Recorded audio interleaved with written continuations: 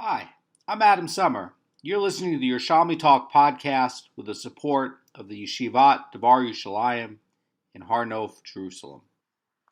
This is Kilayim, Chapter 4, Halacha 1. This is part 2 of the shir in the Art Scroll 36b1. Today we're getting into a roundabout way to define what is a vineyard. The Yerushalmi is going to come and give lots and lots of examples.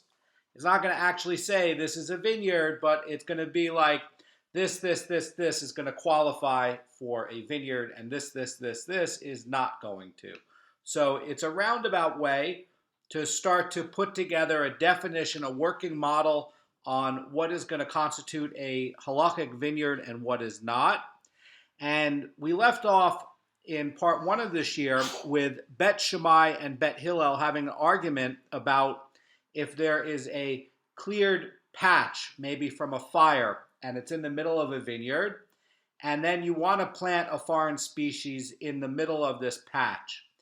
Well, Bet Hillel and Bet Shammai agree that there has to be an unplanted working strip. There's no disagreement about that. But what there is a disagreement is that Bet Shammai is adding a 50% size on the planting area for the second species that's going to go there that Bet Hillel is not doing. And it turns out this is going to be a penalty. They're penalizing you from coming to do that. And Bet Hillel is not penalizing you. So it turns out, why is it that Bet Shammai is adding a penalty? They don't want you doing, it's to deter action. And sometimes the sages do that.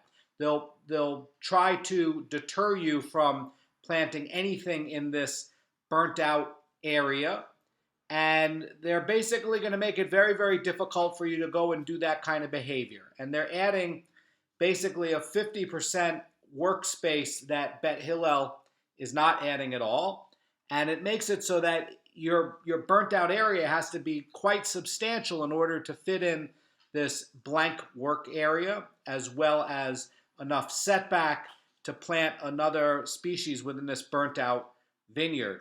And, again, in that scenario, the vines are surrounding this burnt out area. It's just a patch in the middle. And they don't want you coming along. You didn't plant it this way in the beginning. And now after it's been burnt, you're coming along to come in and plant it. And they basically are trying to deter that activity. Bet Hillel is not coming along with this and saying that even though you didn't plant it this way and this came about later and you're planting something new now, they're going to allow this. They're going to allow the planting of it with a smaller space, and they're not going to penalize you. So the Gemara is going to look at Bet Shammai's adding a third to the distancing requirements, and depending on how you're looking at it, it's actually going to be a half. But anyway, the Gemara says that it is true regarding the case of the perimeter of the vineyard that according to Bet Shammai, the gap between the vineyard and the surrounding wall must measure 8 amos in order for the planting of foreign seed to be permitted there. And the Gemara says, while according to Bet Hillel, it need measure only 12 amos. And the Gemara says, why we learn differently in our mission as follows concerning the perimeter of a vineyard. Bet Shammai says that there must be a gap of at least 16 amos between the vineyard and a surrounding wall in order for the planting of the foreign species to be permitted there. And the Gemara finishes and says, but Bet Hillel says a gap of 12 amos is sufficient. Now, why is it that we're seeing an issue with this perimeter wall? Well, we're going to be getting into that, because what happens if you're closing in a fence around the vineyard? Is that going to help to define a vineyard? We're going to get into that. And what happens when you have something on one side of the vineyard versus the other side of the vineyard? Well, we're going to get into that as well, because depending on what you're doing on one side of the vineyard, it can affect what you're doing on the other side of this vineyard if it's separated by a fence. And the Gemara continues and says that we can see in the case of the vineyard perimeter, like this wall that goes around, that the measure stipulated by Bet Shammai is in fact less than the third, greater than the basic 12 amos that Bet Hillel is requiring. And the Gemara is going to answer this.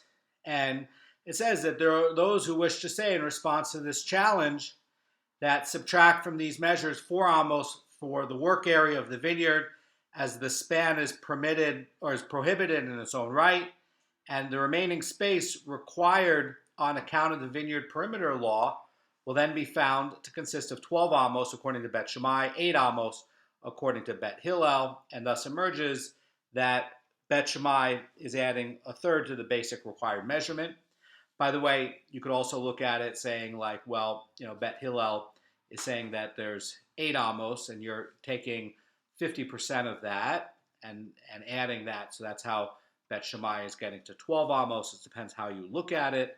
But one of the key ideas about this is that the Gemara is answering what Bet Shammai is going to apply to their additional third stringency regarding this wall around the vineyard perimeter.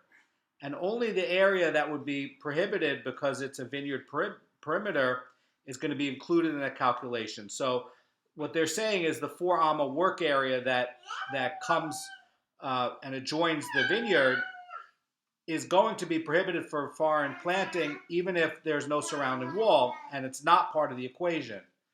So the basic measure required for the case of a vineyard perimeter is going to exclude the 4 amma work area, and that's going to be 8 amos. So again, you're looking at the amount that you're actually going to be planting. You're not looking at the work area. They're excluding that in the calculation. And again, the difference is going to be that Bet Shammai is going to add what comes out to be a 50% penalty on the plantable area, not the work area. And they're going to add that in, and it's going to come up to a bigger thing. And again, this is only talking about something that is not planted that way from the beginning. You've already planted all of the vineyard, and now you've decided you have a small patch in there by the fence, and now you want to come and you want to plant something new. It wasn't already done this way. They're adding this penalty because they don't want this kind of behavior.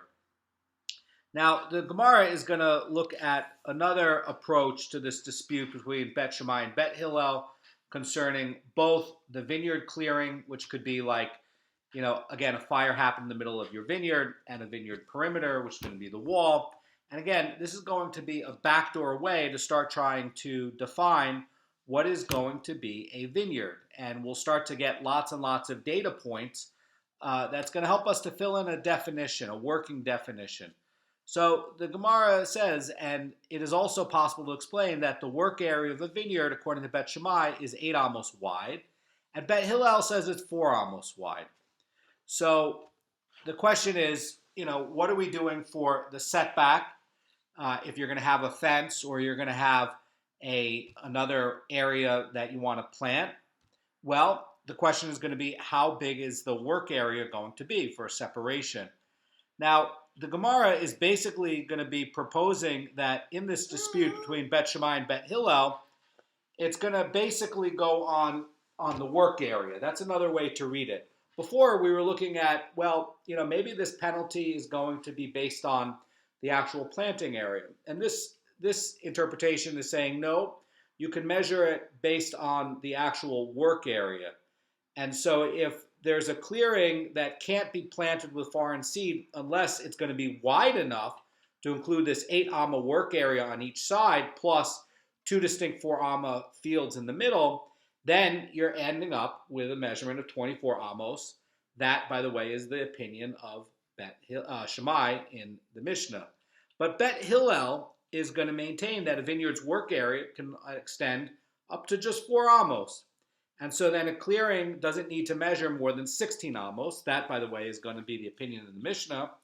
And likewise, the basis for this difference of opinion, it can be at least, a 16 amma wide, area to accommodate one single 8 amma work area and a 4 amma passageway that runs, in the case of a wall, runs along a wall, and then a distinct field for 4 amos between them.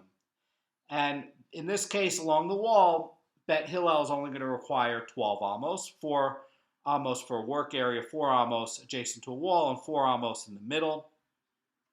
So again, there's a few ways to try to come up to explain the math. One is going to be based on increasing the size of the work area. And another explanation, which is what we covered in the end of the first part of the shiur, is that you're only looking at the actual planting area, and they're going to agree about the work area, but they're trying to sort out, the three possible ways you could come up with this math. Now, the Gemara is going to challenge this idea that Bet Shammai is going to hold that the work area is going to be 8 amos, because, again, we were seeing in the other opinions that they actually agreed with Bet Hillel about the measurements for the work areas. So this is a big departure if you're going to say that they're actually going to be requiring a bigger empty work area that's going to be unplanted. And the Gemara says, but we learned in the Mishnah, if one plants a single row of 5 grapevines, and again, this is going to be getting into some of this definition, Bet Shammai says it is a vineyard. Now, this is going to be talking about 5 vines in a row. And the Gemara says that Bet Hillel says that it is not a vineyard unless there are 5 vines in 2 rows. So they're going to call it a tail. And they're basically going to be 3, and then you're going to have another row of 2. And the one left over in the row of 3 is going to be called a tail. That extra third there is going to be a tail. And they both agree you have to have 5. Bet Shammai says it can be in a row, 1, 2, 3, 4, 5.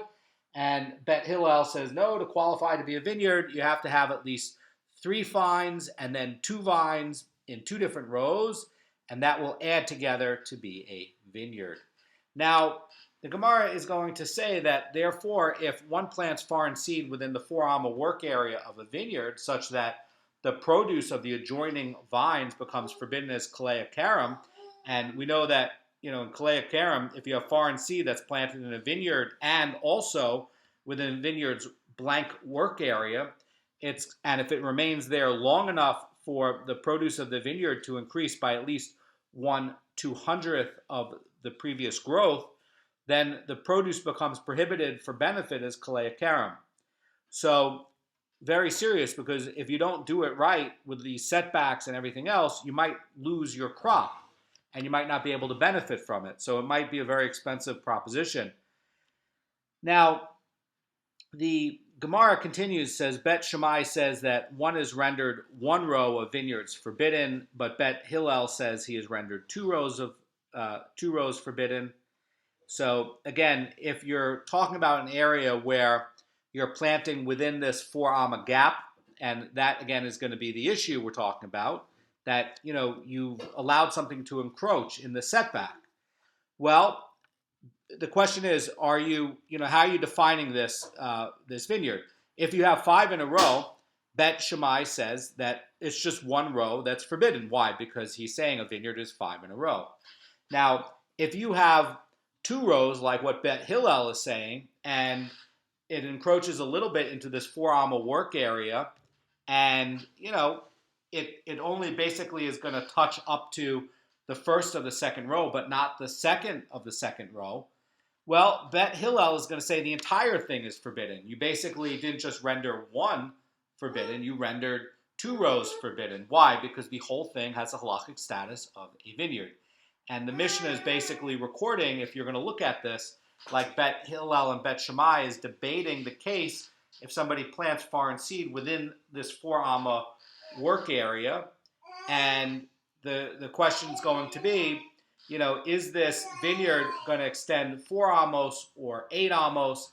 And the Gemara is going to deflect this. It's going to say, we can say that it is on account of Bet Hillel, who holds that the work area of vineyard extends no more than 4 amos, and the Mishnah taught the dispute with regard to one who planted foreign seed within 4 amos of the vineyard.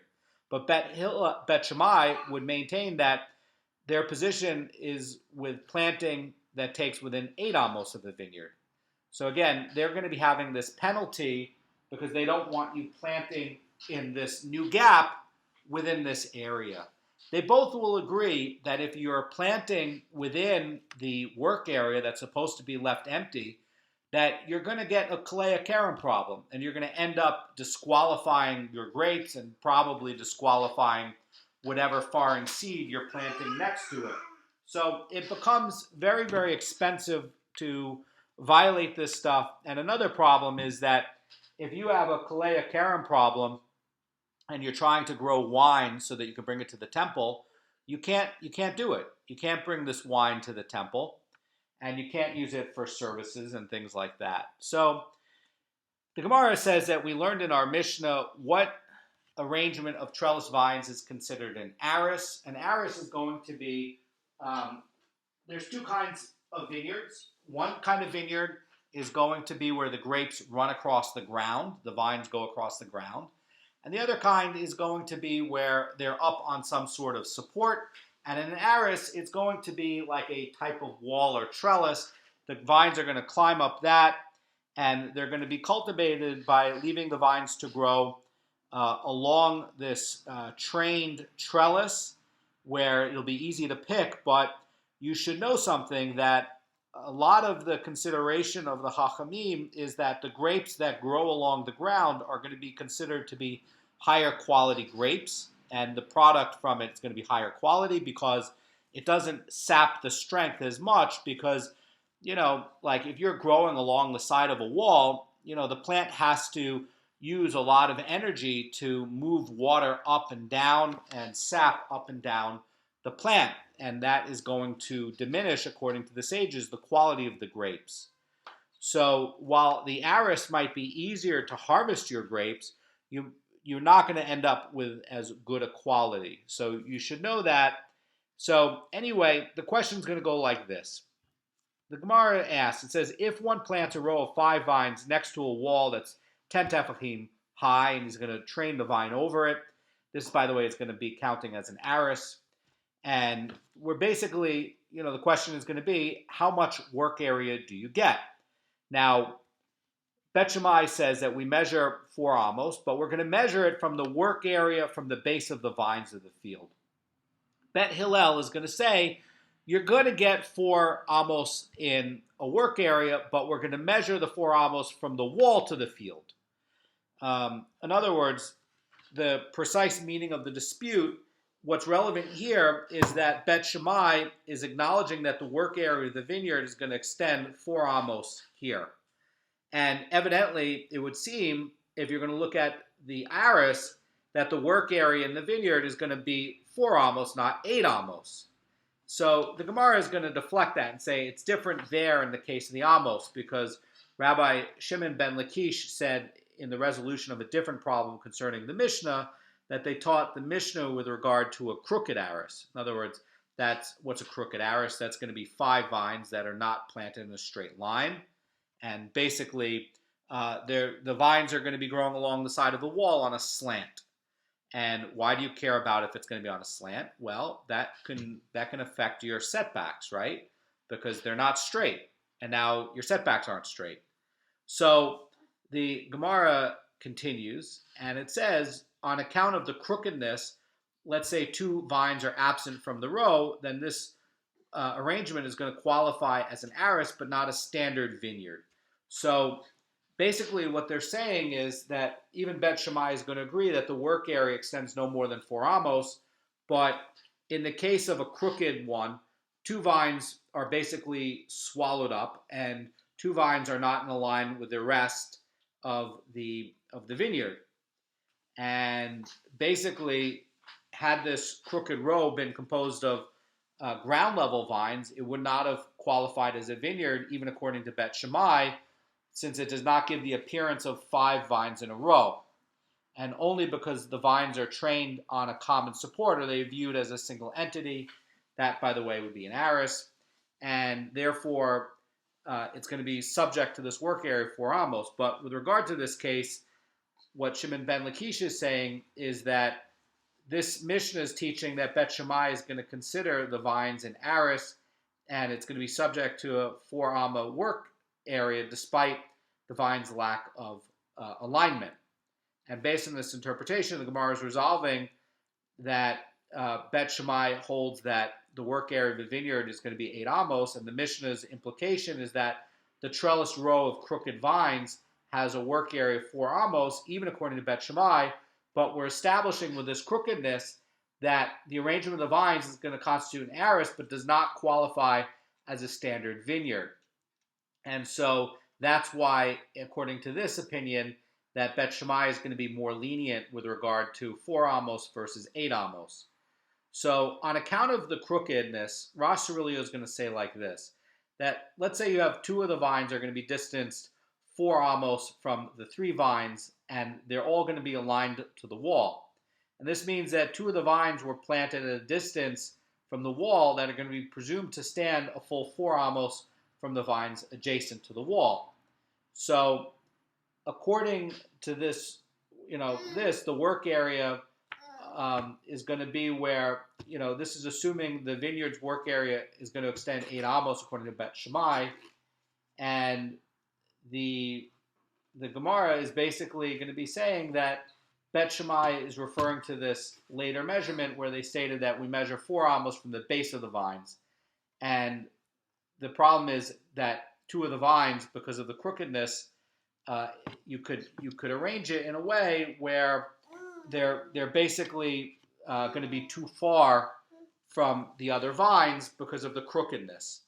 So you could arrange this where 3 of the vines are going to be within a certain area of space, and one of it's going to be too far to qualify to be connected to it.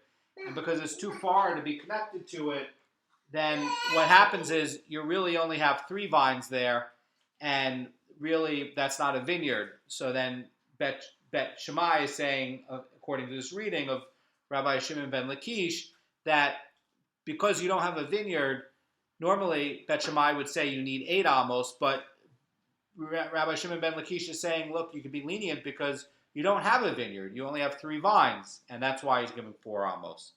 That's the way that they're resolving this disagreement. So again, it could be one of the readings of all this is that you actually need for a vineyard 8 amos of space. That's one of the 3 readings of it, and not so fast to discount it, because in this case of talking about Bet Shammai exceeding to 4 amos spacing according to this reading, that's only in the case of the aris, and that's only in the case where it's crooked and it's not close enough to count as a vineyard, and you only have 3 vines instead of 5 vines because 2 of them are too far apart because they are crooked and they're not close enough to constitute 5 in a row. It says a vineyard is going to be 5 vines in a row. It has to be in a row.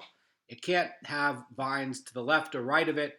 It has to be 1, 2, 3, 4, 5, all in a straight line. Now, Bet Hillel is saying that a vineyard can be 3 and 2. So the case of the crooked aris is going to be where the vines are not in a line.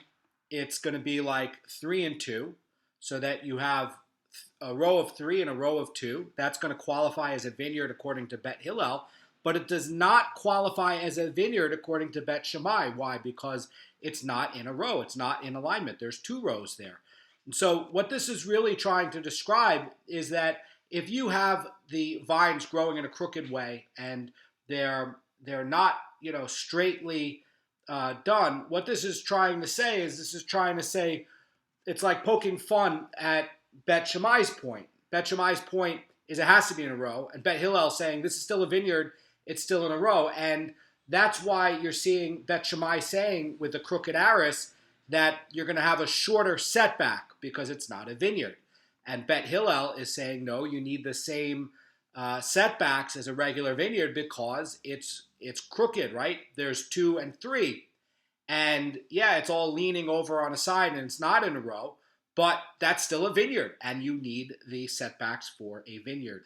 So in a nutshell, that's the point what the Gemara is talking about for the crooked aris. So the Mishnah said, what is the perimeter of a vineyard? Now, again, this is going to be the unplanted area between the vineyard and a wall, and we're trying to define, again, this backdoor roundabout approach, what is a vineyard? And the Gemara says that an unplanted area between the vineyard and a wall, and if there's not 12 amos there, one may not introduce foreign seed there.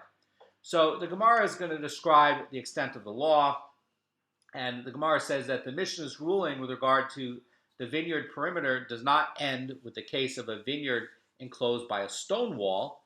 Rather, even if one erected wooden boards around the vineyard, if there are not 3 tefachim between one board and the next, they are judged to be the same status as a wall, so that the area between the boards and the vineyard is going to be deemed to be a vineyard perimeter. So we're playing here now with closely spaced boards, and we know that, like in Masechet Sukkah, that you have this concept of lavud, which, by the way, comes from Halacha Moshe Sinai, and basically what this is trying to say is that you can use lavud to count as a closure, and that it doesn't need to be a solid set of wall that runs across. That lavud will still work in the case of a vineyard. Now, why is it dealing with the case of a vineyard and lavud? Because the cases of the vineyard are usually going to be more strict. In every case, they're going to be more strict, with the exception of trying to plant vineyards near melons. Now, in every other case, dealing with vineyards is going to be more strict. And they want to know, like, look, if you have a normal fence and in a normal field on this side, a normal field on that side, we know that it makes a separation. But what about if there's gaps in there? And you're going to use lavud to close in these empty gaps. Now, over there, you would say there's no problem. But what about here for a vineyard? What they're trying to say is that there's not going to be a problem there. So what they're going to say is that, and again, it's using this measurement of 3 tefachim to set what is going to be the distance for lavud. And the Gemara says that if there are not 3 tefachim between one board and the next, they are judged to have the same status as the wall, so the area between the boards and the vineyard are deemed to be a closed perimeter, a closed vineyard perimeter. And the same status applies even to a vineyard surrounded by a row of standing grain, and even to a vineyard surrounded by a row of standing straw. So, in other words, even if you're having standing grain on one side of the wall and the vineyard on the other side, and you have gaps in between the board, and the gaps are going to be 3 tefachim. A tefach, by the way, is the width of your hand, and that's going to be enough to qualify for lavud, which means that it counts as a solid wall. And it's going to say that the gap doesn't matter, and in terms of Kalei HaKerem, which is going to be more strict, that even if you have on the other side of this gap grain, that it's going to be okay. That's a big Kiddush, and it's important because, again, it's trying to qualify what are going to be enclosures and what are the status of the enclosures, and it's trying to show you that vineyards are going to be more strict because you would say, well, and you need this information because you might not know this otherwise. You might say, well, maybe the lavud gap law, doesn't apply to vineyards because they're so strict, and the vineyards are so strict, and maybe it just doesn't apply. And they're coming along with a sugya to teach you, no, it does. In all these cases, lavud always applies. Now, the Gemara is going to try to give support to this other ruling that a row of standing grain that surrounds a vineyard is going to render the enclosed gap of a vineyard perimeter. So the Gemara says that this accords with that which Rabbi Hanina said, that something that is prohibited on account of Kalei HaKerem does not serve as a partition to save foreign seed from being subject to a prohibition. For the scholars of the study hall reason to say that something that is prohibited on account of Kalei HaKerem can serve as a prohibition to prohibit foreign seed from foreign planting in the space between it and the perimeter. So if you have a partition near a vineyard, it's going to create both a leniency and a stringency.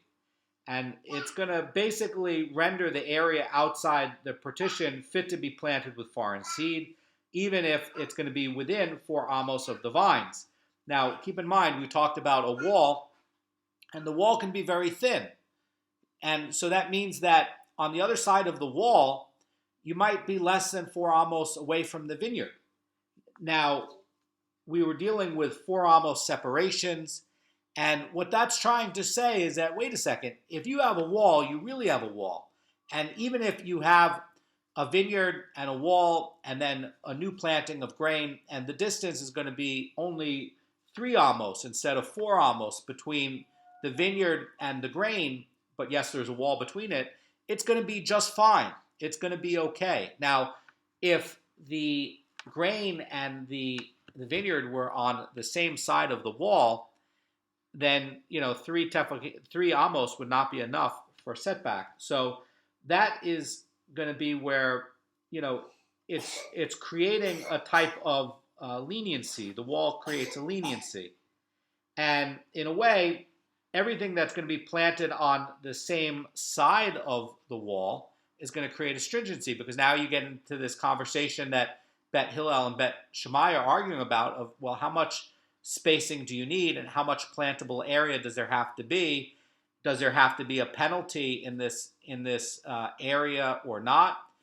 Bet Shammai says that you have to make a penalty because you're trying to deter planting things within the fencing of a vineyard, and they're trying to deter that kind of activity. So they're trying to make sure that you really have a lot of space that you're planting and a lot of setback, and it's going to be visually distinctive as a separate thing. Bet Hillel says you don't need to do that. But what this is pointing out is that there is leniency and also stringency when you have a fence. And basically, if you have everything on the same side of the fence for two different species, you're going to end up with stringencies. And if you have something where one is going to be on one side and the vineyard is going to be on the other side, and you have a very thin fence there, and it's 10 tefachim high, and even if the setbacks are going to be very, very short, much shorter than you would have if it was on the same side, it's going to be just fine, and that's going to constitute a leniency. Now, we get to the next part of the Mishnah where Rabbi Yehuda said that which you describe as a perimeter vineyard is actually nothing other than the wall area of the vineyard. And the Gemara is going to try to understand Rabbi Yehuda's position here. The Gemara says, according to the view of Rabbi Yehuda, that the perimeter of a vineyard is defined as an empty area between two vineyards, it should be treated as a clearing in the middle of a vineyard and therefore prohibit the planting of foreign seed as long as it's going to measure within 16 amos. And what this is trying to say is that Rabbi Yehuda asserted that the case of the vineyard perimeter is going to be where there's a measurement of 12 amos in order to permit foreign planting, and that's going to refer to a gap between two vineyards. So why is this different from a vineyard clearing? And, it could be, if you look at it like a vineyard clearing, maybe it should just be 16 amos wide. So what this is trying to say, says the Marafulda, is that the rows of two vineyards are arranged in perpendicular directions. So the rows are running differently, the layout's running differently. Keep in mind, you say, well, why? How do you have like perpendicular? Well, if you're making a fence that you're going to grow the vine on, and you're orienting the vine to grow in an east-west way where it goes up the fence and it spreads out along the fence, and you've made these fences in an east-west way, and the other is talking about you've done the same thing, but you've oriented the fences in a north-south way. That's going to be perpendicular. So the vines are going to spread out along the fence, but they're going to be facing different directions. And the Maraful is going to be saying that, the rows of one vineyard run from east and west, and the rows of the other run from north and south, and the rows are going to be arranged in the same direction, but not necessarily the same line. That's another way it could be. But in either case, the spacing between the vineyards is discernible as a clearing between the fields. And it's not just a clearing within the vineyard. Before, in the first part of this year, we're talking about either a blank patch within a vineyard, or we're talking about maybe a fire that happened in a vineyard and it left a bald patch. Now you're dealing with, you actually Dafka planted a vineyard here, you Dafka planted a vineyard there, and you left an unplanted space there. So that's what we're talking about, and we're talking about this clearing. Okay, so what do we do with this clearing? Rabbi Yehuda is holding that this kind of clearing between this vineyard and that, in order to start to plant foreign species, is only going to be 12 amos. And that's different from what we see before where we're talking about 16 amos. Bet Hillel is saying 16 amos. Now you have Rabbi Yehuda coming along saying 12 amos. That's a big surprise. So the Gemara is going to answer that Rabbi Yonah said this 12 amma measure was stated by Rabbi Yehuda with regard to a case where the rows of trunks in the two vineyards are not lined up. But if the rows of trunks of the two vineyards are lined up, then in this case, Rabbi Yehuda agrees that the clearing prohibits the introduction of foreign seed as long as it measures within 16 amos.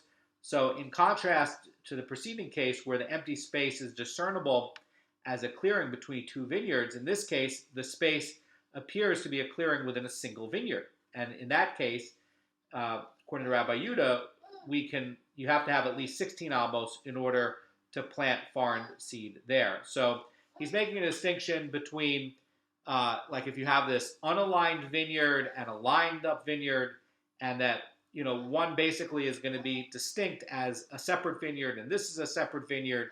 And then if you're going to have enough blank space between these two spots to fit certainly a big sizable setback area where you're going to have a 4 amma work area on each side.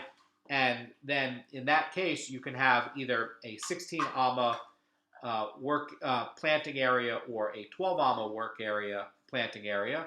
That's going to be, different according to Rabbi Yehuda, depending on if this is really just one field with a patch in it, or if it's going to be really two distinct fields. So, and again, keep in mind, according to the formulation of Bet Shammai, they're going to be saying, you've already planted all this. Now you want to plant a new species in the middle of all this? We're going to put a penalty. We're going to add 50% to this planting area as a penalty. So the Gemara is going to answer that Rabbi Yonah said that the 12 amma measure was staked by Rabbi Yehuda regarding a case where the rows of trunks of the two vineyards are not aligned, and the other case is going to be where they are aligned. And the Tanna Kama basically states in this Gemara that our Mishnah is talking about the perimeter of a vineyard, and the space between the vineyard and the wall is going to enclose it. So in the other case, we're talking about the vineyards looking to be like a separate vineyard. That's what Rabbi Yehuda's point is. And now we're getting into another case where it's going to look like a separate vineyard on one side of it. Why? Because there's going to be a wall there. Again, this is all going to be fitting in to start defining what is a vineyard.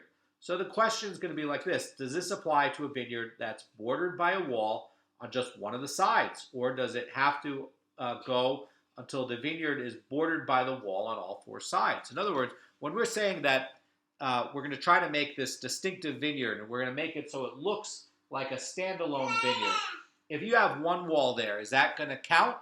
Or do you have to take the vineyard part and actually surround it by all four walls?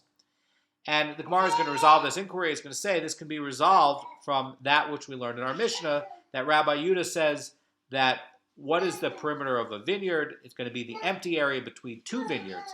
And the perimeter described by Rabbi Yehuda is going to be bordering each vineyard only on one side. And this tells us, according to the Tanna Kama as well, that the area between a vineyard and the wall is classified as a vineyard perimeter even when the wall borders only on one side. In other words, it doesn't need to go around the whole vineyard to count as a closed-in thing, and also to count it as a separate vineyard and a closed-in vineyard.